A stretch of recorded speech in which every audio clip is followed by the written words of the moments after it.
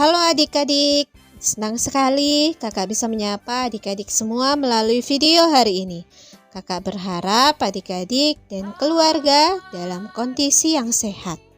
Hari ini kakak akan bercerita dengan tema Aku Belajar Murah Hati. Adik-adik, mari kita bersama-sama berdoa terlebih dahulu.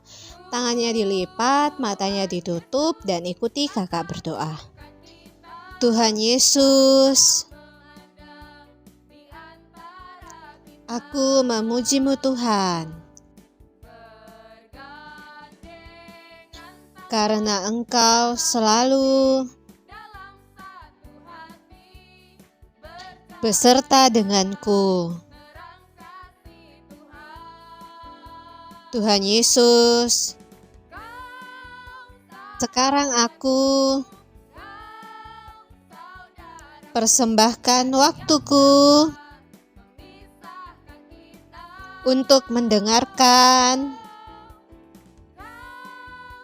firman-Mu. Aku persembahkan telingaku agar bisa mendengarkan dengan sungguh-sungguh firman Tuhan. Dalam nama-Mu aku berdoa. Haleluya, amin. Kakak akan menceritakan tentang kemurahan hati yang luar biasa, sehingga beberapa orang telah memikirkan keperluan orang lain melebihi dirinya sendiri. Kamu tahu berapa rupiah harga $1 Amerika Serikat? $1 seharga Rp14.370 untuk seekor kuda. 25 sen seharga Rp132 untuk sebuah traktor.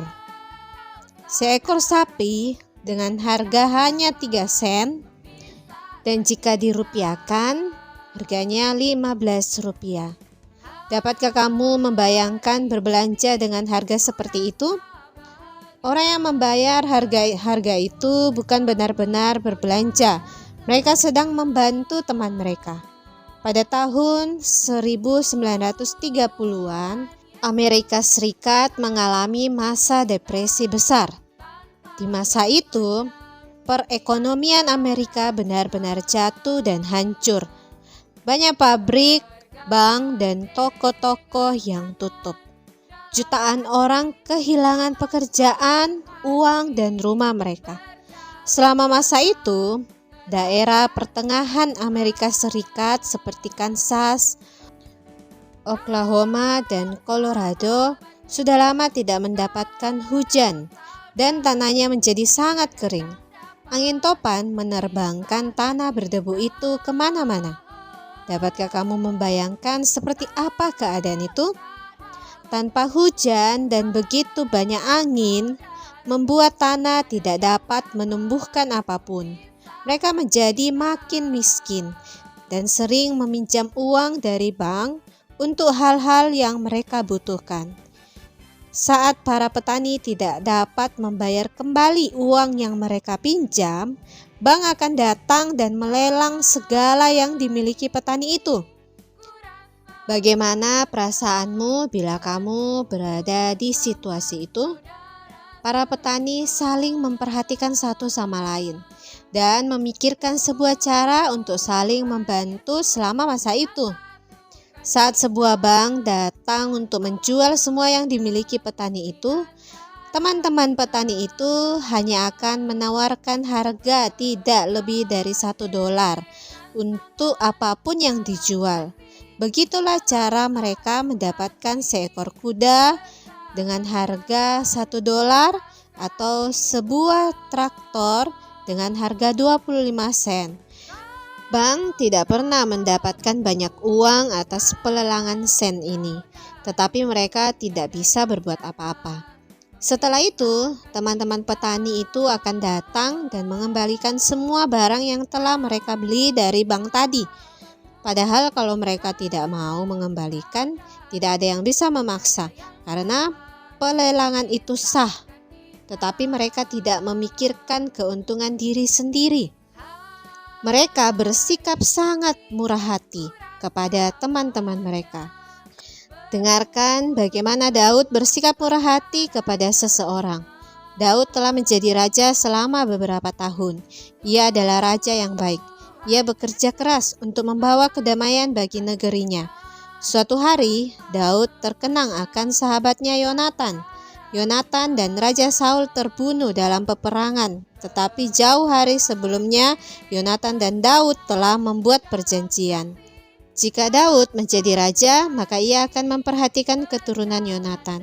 Tetapi Daud tidak tahu siapa saja yang masih hidup dari keluarga Yonatan. Daud memutuskan untuk mencari anggota keluarga Yonatan yang masih hidup. Daud memanggil seorang bekas kepala pelayan Saul. Kepala pelayan itu bernama Siba. Daud berkata, Siba, masih adakah anggota keluarga Saul yang hidup? Aku akan menunjukkan kasihku kepadanya. Siba sangat terkejut. Setiap raja baru pasti membunuh semua anggota keluarga raja sebelumnya untuk menjaga agar tahtanya tidak direbut lagi. Ya, Raja Daud, Kata Siba. Yonatan memiliki seorang putra bernama Mephiboset. Pada saat Saul dan Yonatan mati, anak ini berumur 5 tahun. Ketika perawat anak itu mendengar kabar buruk tentang kematian Saul dan Yonatan, ia segera mengangkat anak itu dan berlari menyelamatkan diri. Tetapi ia tersandung dan jatuh. Kaki Mephiboset mengalami cedera yang parah. Sekarang ia tidak dapat berjalan tanpa tongkat. Di mana Mephiboset sekarang? Tanya Daud. Ia tinggal di rumah Makir bin Amiel di Lodebar, suatu kota kecil jauh dari sini. Ia sudah tidak memiliki tanah atau rumah sendiri. Daud segera memberi perintah untuk memanggil Mephiboset. Mephiboset pun segera menghadap Daud. Ia sujud dan menyembah. Mephiboset, Inilah hamba Tuanku. janganlah takut Mephiboset, sebab aku pasti akan menunjukkan kasihku kepadamu oleh karena Yonatan, ayahmu. Aku akan mengembalikan kepadamu segala ladang Saul, kakekmu, dan engkau akan tetap makan sehidangan dengan aku. Lalu sujudlah Mephiboset dan berkata, Apakah hambamu ini sehingga engkau menghiraukan anjing mati seperti aku? Lalu raja memanggil Siba hamba Saul itu dan berkata kepadanya, Segala sesuatu yang adalah milik Saul dan milik seluruh keluarganya, kuberikan kepada cucu tuanmu itu. Engkau harus mengerjakan tanah baginya, engkau, anak-anakmu, dan hamba-hambamu, dan harus membawa masuk tuayannya, supaya cucu tuanmu itu ada makanannya. Mephiboset, cucu tuan itu akan tetap makan sehidangan dengan aku. Siba memiliki 15 orang anak laki-laki dan 20 orang hamba. Berkatalah Siba kepada raja, Hambamu ini akan melakukan tepat seperti yang diperintahkan tuanku raja kepadanya. adik-adik, itulah murah hati. Daud bisa membunuh Mephiboset, tetapi Daud bukan hanya tidak membunuhnya, malahan memulihkan segala hartanya dan memberinya makan sehidangan dengan raja. Jadi menurutmu apakah definisi murah hati? Dari apa yang dilakukan Daud, kita bisa menyimpulkan bahwa murah hati bisa berarti tidak menyimpan dendam, tetapi mengampuni. Selain itu, Daud juga berbuat banyak kebaikan untuk Mephiboset. Walaupun Saul berkali-kali hendak membunuh Daud, tetapi Daud terus-menerus mengampuni Saul, bahkan bersikap baik kepada cucunya. Jika saja Tuhan Yesus tidak murah hati, tetapi selalu mengingat-ingat kesalahan kita, maka kita semua akan binasa. Karena Tuhan Yesus telah begitu murah hati terhadap kita dan selalu mengampuni kita, maka kita harus juga selalu bermurah hati kepada orang yang bersalah kepada kita. Adik-adik, mari kita berdoa bersama. Tangannya dilipat, matanya ditutup, ikuti kakak berdoa. Tuhan Yesus, ampunilah aku, karena seringkali aku mudah marah kepada orang lain yang jahat terhadapku. Tuhan Yesus, aku mau berlatih murah hati kepada orang lain, tidak menyimpan dendam, tetapi memaafkan kesalahan orang. Sertailah latihanku ini, Tuhan. Aku mengasihi-Mu, Tuhan Yesus. Amin. Ayat hafalan untuk minggu ini diambil dari Matius pasal 5 ayat 7. Berbahagialah orang yang murah hatinya, karena mereka akan beroleh kemurahan. Adik-adik, hafalkan ayat ini, rekam videonya, lalu kirim kepada kakak gembala. Tuhan Yesus memberkati adik-adik semua. Sampai jumpa di video selanjutnya.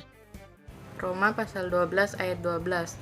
Sabarlah dalam kesesakan dan bertekunlah dalam doa. Amin. Pasal 12 ayat 12. Sabarlah dalam kesesakan dan bertekunlah dalam doa. Amin.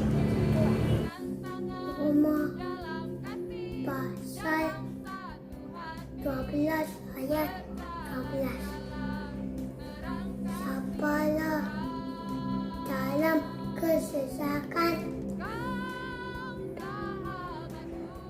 dan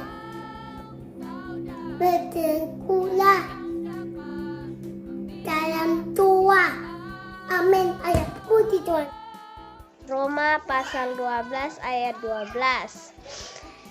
Sabarlah dalam kesesakan dan bertekunlah dalam doa. Amin.